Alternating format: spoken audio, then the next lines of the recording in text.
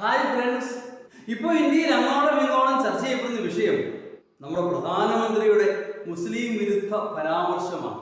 രാജസ്ഥാനിൽ വെച്ച് അദ്ദേഹം ഒരു പ്രസംഗത്തിൽ ചോദിക്കുന്നു, ഇന്ത്യയിലെ കോടാനുകോടി ജനങ്ങളുടെ സമ്പത്ത് കുടിയേറ്റക്കാർക്ക് നൽകണമോ എന്ന്. ആരാണ് ഈ കുടിയേറ്റക്കാർ? കോടിക്കണക്കിന് വരുന്ന ഇന്ത്യയിലെ മുസ്ലിങ്ങൾ കുടിയേറ്റക്കാരാണോ? അല്ല.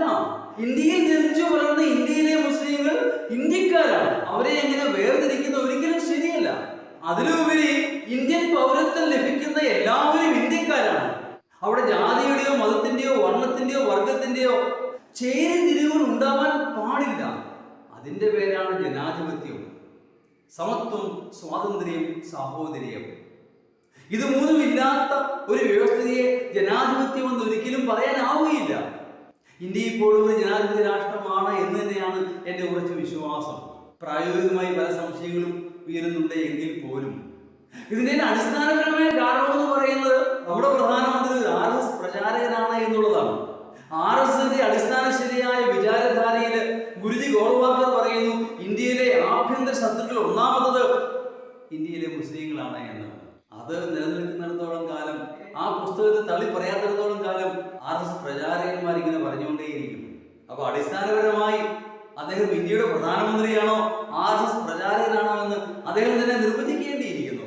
ഇതിന്റെ അടിസ്ഥാനപരമായി കാരണം എന്ന് പറയുന്നത് ഞങ്ങൾ 400 കടക്കുമെന്ന് പറഞ്ഞ പ്രധാനമന്ത്രിക്ക് ഇപ്പോൾ ഭയമാകുന്നു എന്നുള്ളതാണ്. കാരണം 400 പോയിട്ട് 300 പോലും കടക്കുമോ എന്ന് സംശയമായിരിക്കുന്നു. ആദ്യഘട്ട വോട്ടെടുപ്പ് 102 സീറ്റുകൾ. അവിടെ പലയിടത്തും ഇന്ത്യ മുന്നണി ശക്തമായ മത്സരമാണ് കാഴ്ചവെച്ചിരിക്കുന്നത്. അതോടുകൂടി BJPക്ക് ഭയമായി തുടങ്ങിയിരിക്കുന്നു. അതുകൊണ്ടാണ് ഇടയ്ക്കിടയ്ക്ക് വിളിച്ചു പറയുന്നത് 400 കടക്കും. ഒരാളൊരു കാര്യം വീണ്ടും വീണ്ടും പറയുന്നതിന്റെ അർത്ഥം അയാൾക്ക് തന്നെ വിശ്വാസമില്ല എന്നാണ് ഞാൻ മനസ്സിലാക്കുന്നത്.